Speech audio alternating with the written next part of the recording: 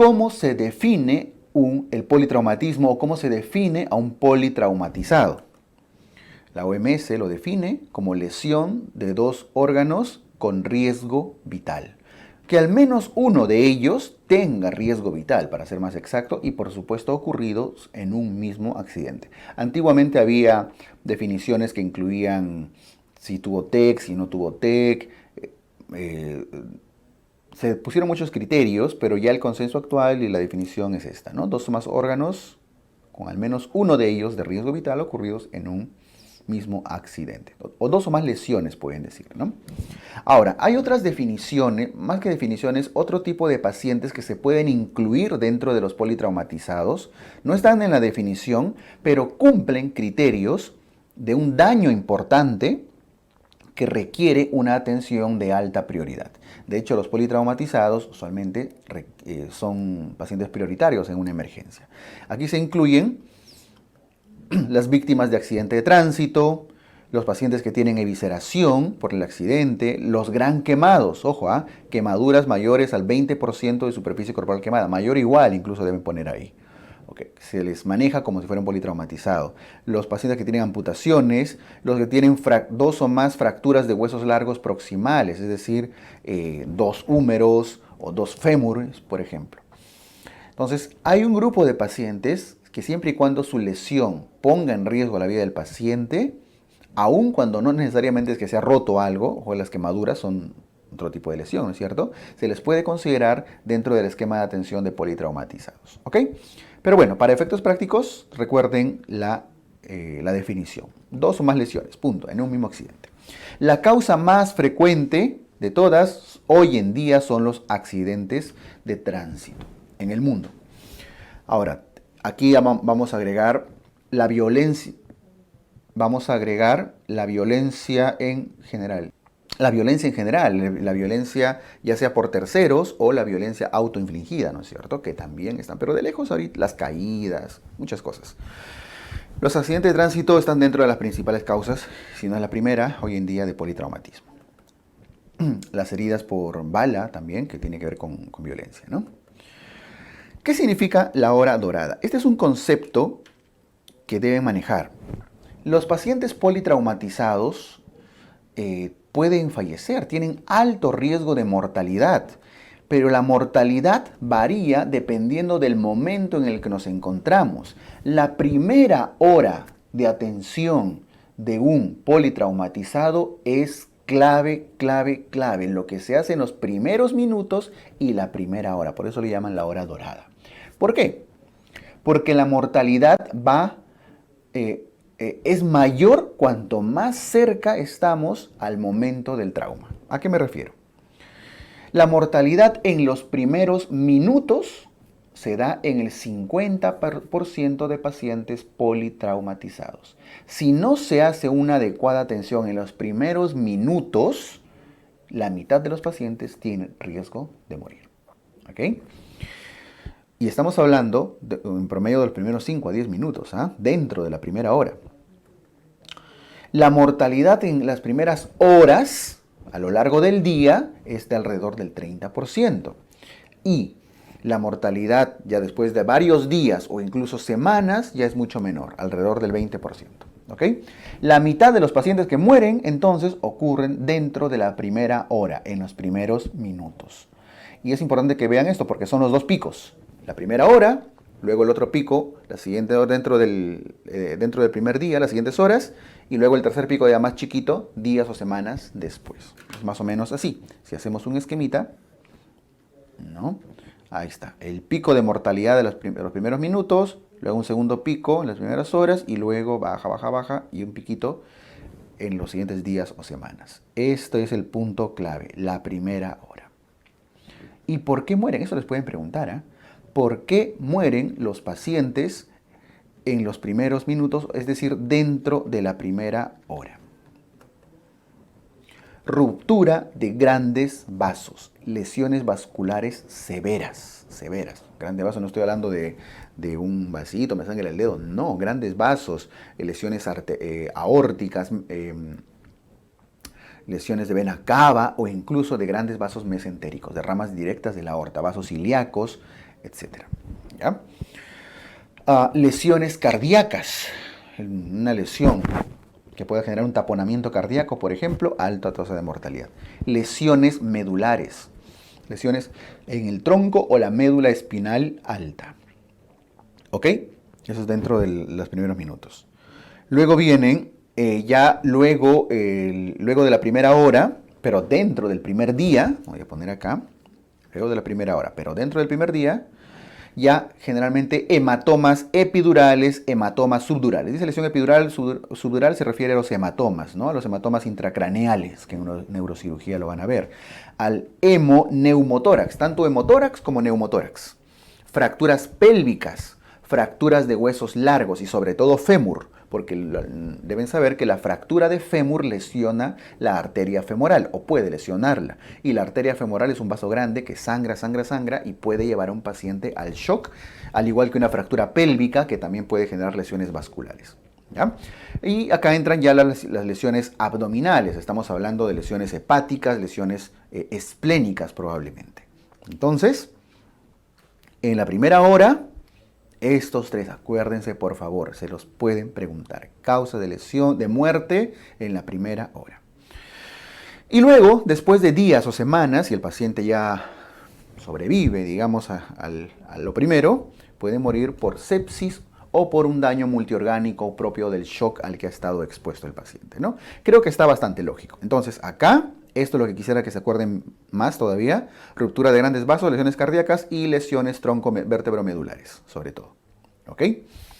Cuanto más altas sean, más alta la tasa de mortalidad. Luego acá lesiones que puedan comprometer sangrados importantes, ¿no? Ya sea hematomas arriba, en el cráneo, en el tórax, en el abdomen o incluso en las extremidades. Y luego sepsis y daños posteriores, secuelas. Listo. Esto corresponde a la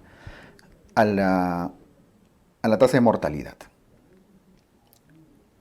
Por eso es que cuando un paciente ingresa politraumatizado a una emergencia, hay 3 radiografías que se les tiene que tomar. Las 3 radiografías mínimas que todo paciente politraumatizado, independientemente de lo que del estudio posterior corresponda, las 3 básicas son radiografía de la columna cervical. Columna cervical. ¿Por qué? No olviden que estamos hablando de lesiones vertebromedulares altos.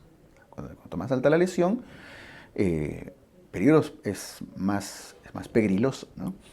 Por eso es que hay que hacer radiografía de columna cervical. Luego, de parrilla costal. Parrilla costal. Ojo que a veces esto de parrilla costal se suele describir como radiografía de tórax, pero no es una radiografía de tórax que queremos ver si hay los campos pulmonares y demás. Lo importante acá es la parrilla costal. ¿Ya? Pero es válido que le digan tórax. Y la radiografía de pelvis. Son las 3 radiografías que todo paciente politraumatizado debería recibir, sobre todo en el contexto de un accidente de tránsito. Y las de cráneo y esto no, sí se puede hacer, pero ya secundario y después de acuerdo a evaluación. Pero esto es lo mínimo.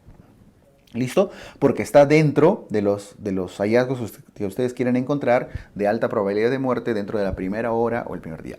Por supuesto que esto va correlacionado con la clínica, ¿no? Con la evaluación del paciente. Listo.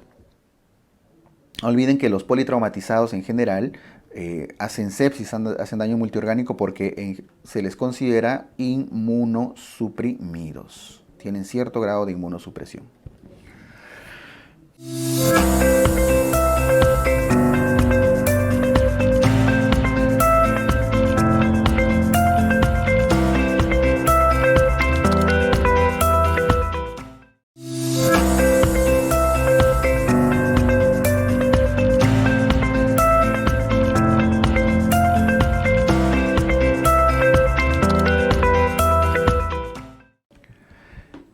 Bien, vamos a ver ahora la evaluación primaria del paciente politraumatizado, el ABCDE. ¿Okay? Ahora, esto está dentro del contexto de una evaluación prehospitalaria que incluye muchas veces triaje, reanimaciones y demás, pero todo se centra, al menos en las preguntas que vienen en el examen, en el ABCDE y en las primeras medidas a tomar en un paciente politraumatizado. Debo recordarles que este es el tema uno de los dos temas más preguntados de todo el capítulo de cirugía general. El otro tema es las causas más frecuentes de obstrucción, así que es importante que eso lo tengan en cuenta, ¿ya? Bien, el ABCDE de la evaluación primaria del paciente politraumatizado. En primer lugar, en la A viene de airway, de vía aérea, viene de mnemotecnia inglesa, ¿no? Lo primero que se debe valorar en el paciente es una adecuada vía aérea. Aquí se permeabiliza la vía aérea. Permeabilización, generalmente con las maniobras adecuadas, haciendo cierta elevación del mentón, etcétera, para permitir que el paciente pueda ingresar aire. Se explora que no haya cuerpos extraños, acumulaciones de sangre y demás que no le permitan la entrada de aire. Es lo más importante, que ingrese aire. Vía aérea permeable, permeabilización. Y en este proceso de permeabilización de la vía aérea, debe también protegerse la columna cervical. No olviden que una de las principales causas de muerte dentro de la primera hora, habíamos dicho que era ¿cuál? Lesiones vertebromedulares altas, del tronco de la médula espinal proximales. Por eso la necesidad de colocarle un collarín cervical, vía aérea y collarín cervical. Eso es el A. Luego, la B, viene del inglés breathing, de respiración, de ventilación. Hay que hacer una adecuada evaluación del tórax, que el tórax tenga ampliación. O sea, no solo que la vía aérea de ingreso esté permeable, sino que el tórax se esté expandiendo, ¿no es cierto? Que haya una frecuencia respiratoria más o menos constante, porque en casos de neumotórax a tensión, hemotórax severos y demás, puede que entre aire, pero el tórax al final no se expande, entonces tiene que ser evaluado, ¿ok? Luego viene el C, que corresponde a la valoración ya cardiovascular. Y aquí le voy a poner un asterisco. La C viene de cardiovascular, de cardíaco y de control de hemorragias. Esto corresponde a la forma clásica de evaluación. Valoración cardiovascular, control de hemorragias importantes. Y aquí lo que se hace es ver que el paciente tenga pulso, ¿no? Y usualmente se buscan los pulsos carotídeos, ven el llenado capilar, de una forma indirecta ven una adecuada perfusión. El tiempo aquí no da como para que le tomen la presión, sacan su tensiómetro y esto, no, así que tienen que buscar signos indirectos, ¿sí? Llenado capilar, pulso, ¿ok? Y control de hemorragias. Aquí tradicionalmente siempre se ha dicho que las hemorragias importantes deben ser atendidas. Estamos hablando de poner un torniquete, hacer presiones, etc. Luego viene la D, de déficit neurológico. Aquí se hace una valoración neurológica. Aquí recién hacen su Glasgow, su escala de Glasgow, que en neurocirugía lo van a estudiar. Su Glasgow y su evaluación de pupilas. Y luego viene la E, que viene de exposure, de examen físico general. Lo descubren al paciente, lo descubren para poder examinar si hay alguna lesión importante y lo terminan cubriendo. ¿Para qué? Para prevenir la hipotermia. Cobertura, abrigo voy a poner acá. Entonces, vía aérea, respiración, circulación, déficit neurológico y exposición general del paciente, que termina con un adecuado abrigo para no tener problemas de hipotermia, ¿no? Esto es lo clásico, no confundir con el ABC, con el CAB, perdón, de la reanimación cardiopulmonar, CAB, que por cierto antes era también ABC, ¿no? De hecho, cuando yo era estudiante la reanimación cardiopulmonar era el CAB. Y el año 2007, si yo no recuerdo, pasa el C, se adelanta, ¿no? El C pasa antes que la B. O sea, en estas secuencias, con la evidencia muchas veces nos lleva a modificar los scores, las guías en general. Y este ABCDE tiene algunas actualizaciones. La famosa X. La XABCDE. ¿Qué significa tener la X primero? En los conceptos actuales se ha visto que los pacientes tienen más cantidad de pacientes mueren por sangrados masivos, ¿ok? Por sangrados masivos. El shock es más probable que un paciente politraumatizado tenga un sangrado profuso a que haya tenido necesariamente una lesión vertebromedular. Entonces, la X se refiere, en las traducciones inglesas, suele referirse a exsanguíneo o exsanguinación. Es decir, a un paciente que se está desangrando, perdiendo sangre de forma extrema, y esa es la otra interpretación de la X, extrema, extreme, ¿no es cierto? Sangrado, un exsanguíneo extremo. Por eso es que la primera medida que en pacientes que tienen accidente de tránsito muchas veces tiene que ver con el control de hemorragias, pero ojo, para que ustedes marquen una clave de estas, la pregunta se los va a decir y le va a gritar. No va a decir control de sangrado. No, va a decir control de hemorragias extremas, control de hemorragias severas. Si le está sangrando la nariz, una epistaxis, no se van a poner a hacer un taponamiento en ese momento, ¿no? Estamos hablando de sangrados masivos, masivos, que sí pueden comprometer después la ventilación, la perfusión, el estado de conciencia, el estado neurológico, etc. Lo primero que se hace sigue siendo el manejo de la vía aérea, pero si es que identifican en la visualización del paciente hemorragias masivas, severas, eso debe cubrirse, presionarse primero, ¿ok? Acuérdense, por favor, tiene que decir que es masivo, extremo, severo. Y después ya valoran la vía aérea. Porque la posibilidad que se muera por una asfixia versus la posibilidad que se muera por un desangramiento es más alto en el desangramiento. Espero que me deje entender. Vamos a practicar esto con preguntas luego, porque esto del control de hemorragias severas pudiera generar alguna confusión, pero las preguntas van a ser bastante dirigidas y bastante claras, si es que viniera. Algo parecido a la mnemotecnia del X, A, B, C, D, E, es la otra mnemotecnia que algunos de ustedes deben conocer, el famoso MARCH, ¿no? También viene de la mnemotecnia inglesa. ¿A qué significa?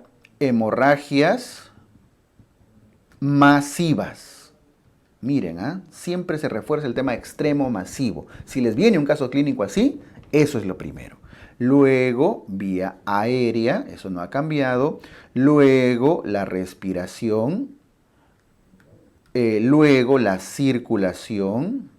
Y luego, la HD HEAD, o sea, valoración neurológica, el Glasgow. Y además, la H de hipotermia, de cubrir al paciente. Si se dan cuenta, tiene la misma lógica, ¿no es cierto? Primero, los sangrados extremos, vía aérea, respiración, circulación, valoración neurológica y termina cubriendo al paciente. Es prácticamente lo mismo. Si no le viene nada que evidencie un sangrado importante, siempre lo primero va a ser asegurar la vía aérea y colocarle un collarín al paciente. ¿Ya? Listo, ese concepto es importante y yo creo que sí se lo pueden preguntar con toda facilidad.